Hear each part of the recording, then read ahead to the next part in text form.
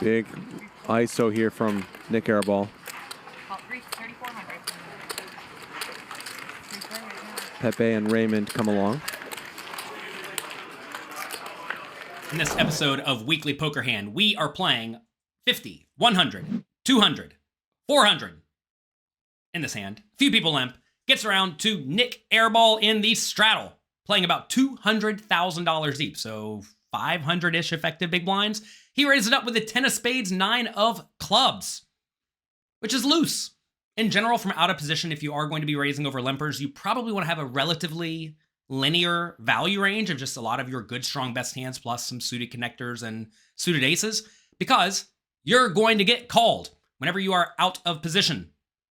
And you know you're going to get called, you really want to have a pretty good hand. That said, Nik Airball does not care. He bumps it up to 3,400. Pepe, who limped in the cutoff with Queen 9 of diamonds, opts to call, as does Raymond in the big blind with pocket sevens. Both these plays are perfectly reasonable. It is worth noting, Pepe's having a rough day going into this hand. He has already stuck 300,000. Let's keep that in mind as we move forward.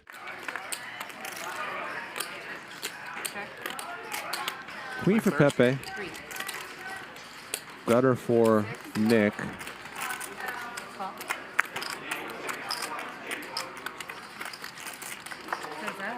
The flop comes King of Spades, Queen of Clubs, 2 of Spades, pocket sevens, checks. Nik Airball, with his gut shot and backdoor flush draw, not a great hand in this spot, goes for a $6,000 bet, which, you know, is probably not that bad. The pot's 10,750. He bets a little bit bigger than I think you usually want to do when you are playing in a multi-way pot on a board that should connect with both of your opponent's limp and then calling ranges, but whatever, 6,000 bucks.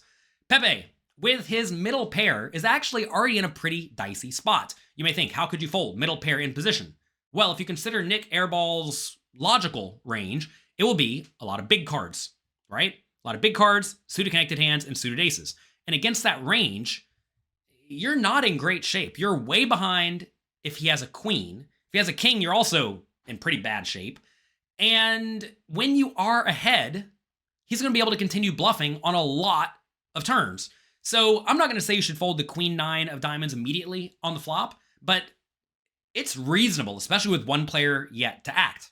Remember, pocket sevens is still in there. Now, realize sevens is just going to fold, but that player could easily have a king or a queen or a draw, and that's really, really bad for you. So I get splashing around and calling in this spot, especially if you are against Nik Airball, who does perhaps raise a little bit too wide, but especially when you're playing very deep stacked, you really, really, really want to value hands that can potentially improve to really strong hands. And with Queen 9 in this spot, notice if a queen comes, yeah, you love it, but you could be against pocket kings, king queen, ace queen, etc., right? So you could still be beat. And if a 9 comes, you could easily be against jack 10. So this is not a great spot to be in. Pepe calls, sevens folds. Let's head to the turn.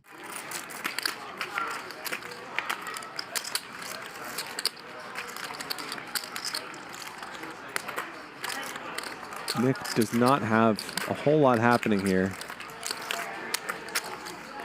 But who cares? That's 30,000, I believe. The turn is the 3 of hearts. A really good card for Pepe. Nik Airball, with his airball, has to figure out if he wants to continue blasting. And if you all have ever watched Nik Airball play, he typically chooses violence. He goes 30,000 in the $22,750 pot, essentially saying I am really polarized. I either have a really good made hand, like probably ace king or better, maybe king jack and better, or I have a high equity draw, like jack 10 of spades, or I have a sporadic nonsense draw, like 10-9, or perhaps 6-4 suited, maybe ace 4 suited, something like that. So what do you do against that range? Well, kind of like on the flop, Pepe is in a pretty miserable spot because Nik Airball is going to be able to continue betting with all of his value hands on a lot of rivers, and some of his draws are going to improve on most rivers. Notice if a spade comes on the river, his flushes get there while his ace 4 or jack 10 offsuits or 10-9 offsuits do not. However, he's going to be able to bluff with those, right? Because he's going to be able to continue value betting with his very good hands, like sets and 2 pairs, as well as with the flushes, and he gets to mix in a lot of bluffs. Even if the river is a total blank, yeah, he's going to have to check with some of his bluffs, but he still has plenty of value bets that can continue value betting, and that also allows him to bluff. So I think this is a pretty nasty spot for Pepe. Let's see if he finds the call. Yeah, 30,000 into 22,000. Pepe snap calls. After much deliberation, Pepe finds the call. Ugh. I mean, look, I guess his plan in this scenario is to call the turn and then call on safe rivers. And if you think your opponent will have too many weak hands in their pre-flop raising range, and you think they will bet the flop too wide, and you think they will overbet the turn too wide, then I think it's actually a pretty good strategy. If all that's correct. The problem is it's very difficult to know if all that's correct, but if there is a player where it's probably correct, it's against Nik Airball. So while Pepe's play certainly looks dicey so far, it's probably okay. Let's go to the river. With second pair, let's play a huge pot.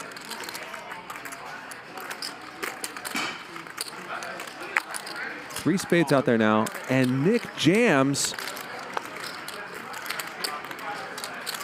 Wow. Overbet turn, overbet jam on the river, and Pepe just has second pair.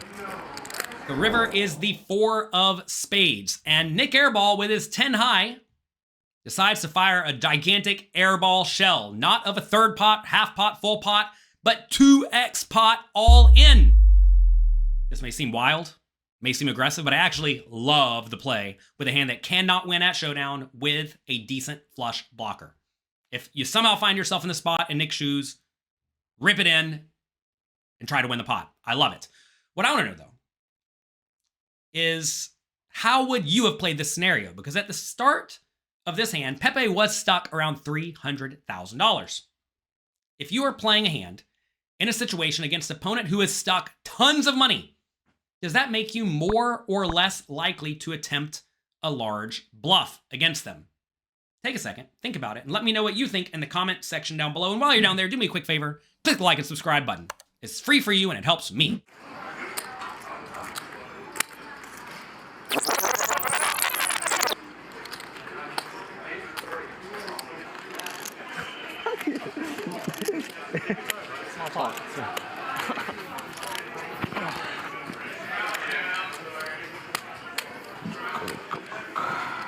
I think Nik has called the clock. I think in general, when someone has stuck a lot of money, you should be way less inclined to try to bluff them because they start to get a little bit desperate. And when people get desperate, they usually find calls they would not naturally find.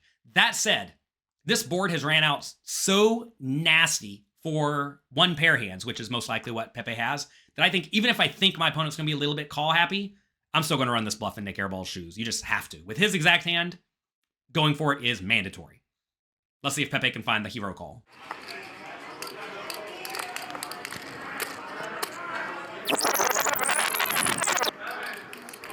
Okay, Nik. You got it, bro. He does finally fold. And Nik gets it through. What a ridiculous bluff, and it works. Don, sit 200K deep with me and let's see if you call, buddy. Got snap call your You won't snap call for 200K. None of you will. I just called him that one pair earlier. Not 200,000. I have 70. You guys come sit 200,000 deep with me, all of you. Oh, poor 300,000 Pepe. deep. I'll put you mother. Look what you do to him. Look what you do to Yeah, him. good. He's a net. After much thought, the clock being called, Pepe reluctantly finds the fold. And I certainly cannot fault him for it because if you think about it, a lot of Nik Airball's airballs on the flop and the turn got there on the river. Tough spot, nasty scenario. Pepe gets stuck more. And this actually demonstrates why you want to make sure you're playing hands that can improve to decently strong hands, because in this spot, Nik Airball is going to be able to continue blasting it off, and the Queen 9 is just not a great hand to find call downs with. So if I was in Pepe's shoes, I probably would just let it go on the turn. Yeah, you get bluffed some portion of the time, but Pepe has to realize he's going to have a lot of better hands that can call on the turn, like a king, two pairs, sets, etc., and a lot of high equity draws like flush draws and straight draws that can easily call as well. So if anything in this spot, you got to just ditch it on the turn because Nik Airball is going to fire that gigantic shell some portion of the time, and you want to make sure you're prepared to call it on the river a decent chunk of the time.